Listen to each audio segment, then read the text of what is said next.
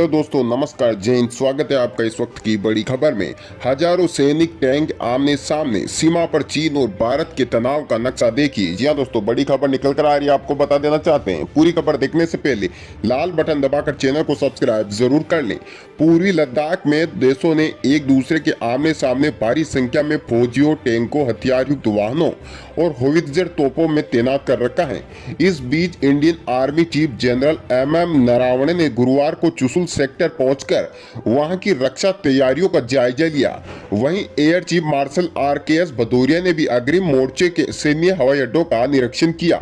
जी हाँ दोस्तों, चीन ने पूर्वी लद्दाख के चुशुल सेक्टर के सामने भारी संख्या में फौजें भेज दी हैं। उससे पहले हथियारों और भारी युद्धक उपकरणों से पूरी तरह लैस भारतीय सैनिकों ने ठाकुंग से लेकर रेकिन दर्रा तक की सभी महत्वपूर्ण चोटियों पर अपनी मोर्चेबंदी मजबूत कर ली है, ताकि भविष्य में चीनी सेना के किसी भी दुस्साहसिक प्रयासों का मुंहतोड़ जवाब दिया जा सके। जी हाँ दोस्तों, अग्रिम मोर्चों तक पहुंचे आर्मी चीफ। जी हाँ दोस्तों, आपको बता देना चाहते हैं, इलाके में दोनों देशों ने एक दूसरे के आमने सामने भारी संख्या में फौजियों, टैंकों, हथियार युक्त वाहनों और होवित्जर तोपों से तैनात कर दिया है। इस बीच भारतीय थल सेना के प्रमुख जनरल MM नरावणे ने गुरुवार को चुशुल सेक्टर पहुंचकर वहां की रक्षा तैयारियों का जायजा लिया। वो शुक्रवार को दिल्ली लौटने से पहले इलाके में उत्तर दिशा की तरफ अग्रणी चौकियों का मुआयना करेंगे। आपको बता देना चाहते हैं, एयर चीफ ने किया सैन्य हवाई अड्डों का निरीक्षण।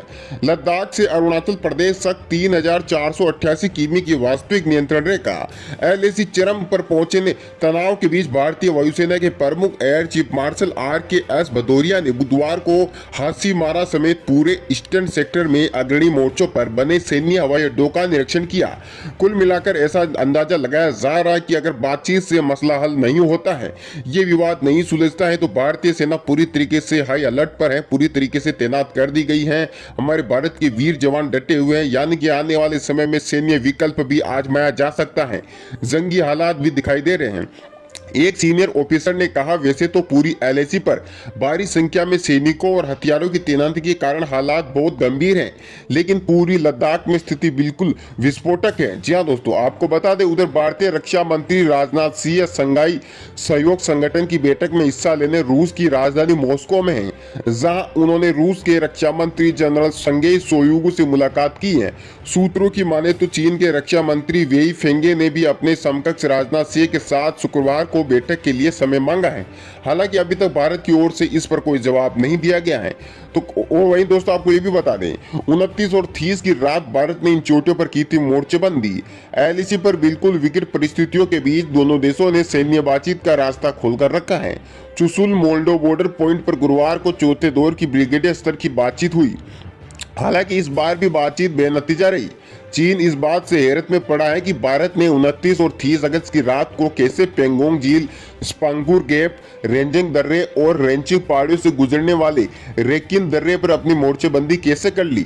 एक अधिकारी ने कहा, PLA यानी कि पीपल्स लिबरेशन आर्मी को इसका जरा भी आभास नहीं था। इसने चुशुल सेक्टर के सामने अतिरिक्त फौजें भेज दी हैं, लेकिन हम भी वहां बहुत मजबूत और बिल्कुल तैयार हैं।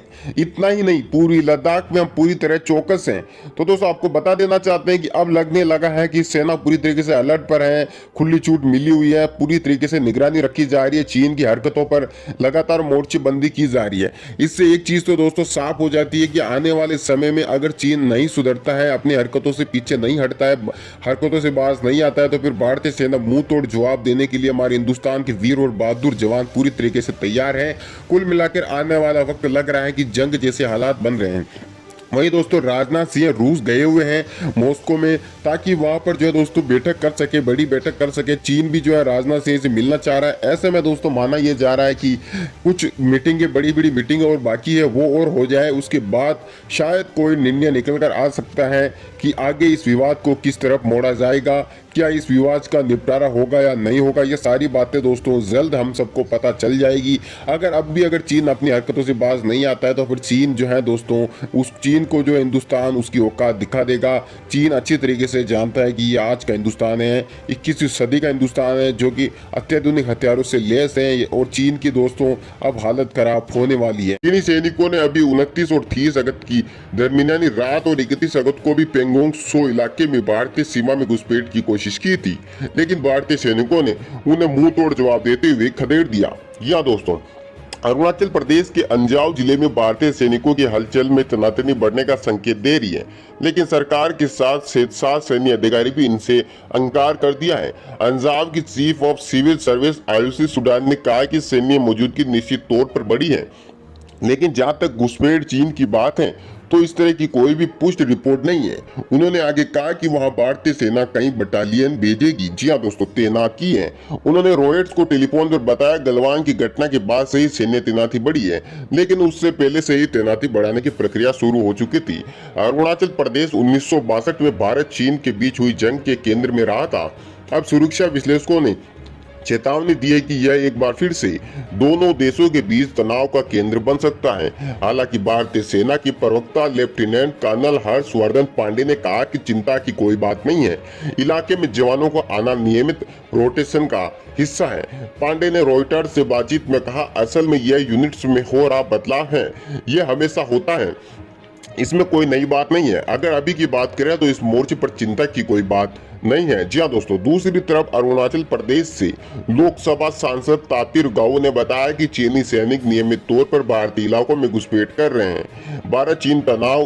जी हाँ दोस्तों, भारतीय सैनिकों ने चीन की चाल ऐसे कर दी नाकाम। जी हाँ दोस्तों, अंजाव जिले के वेलोंग और तेलंगाम इलाके को सबसे ज्यादा संवेदनशील मानते हुए गाओ ने कहा, अब यह नियमित बात हो गई है, इसमें कुछ भी नया नहीं है।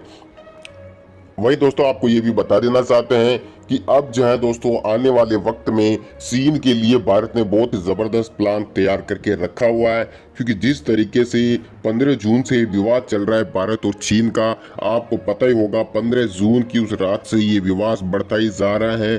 खुद मोदी जी और राजनाथ सिंह जी रक्षा मंत्री हैं, लद्दाख जाकर सेना का हौसला बढ़ाया, सेना से मिले, वहां का हालात का जायजा लिया। यानी कि आप पता लगा सकते हैं, सोच सकते हैं कि आने वाले वक्त में अगर ये विवाद नहीं सुलझता है तो फिर दोस्तों जंग जैसे हालात हो सकते हैं, क्योंकि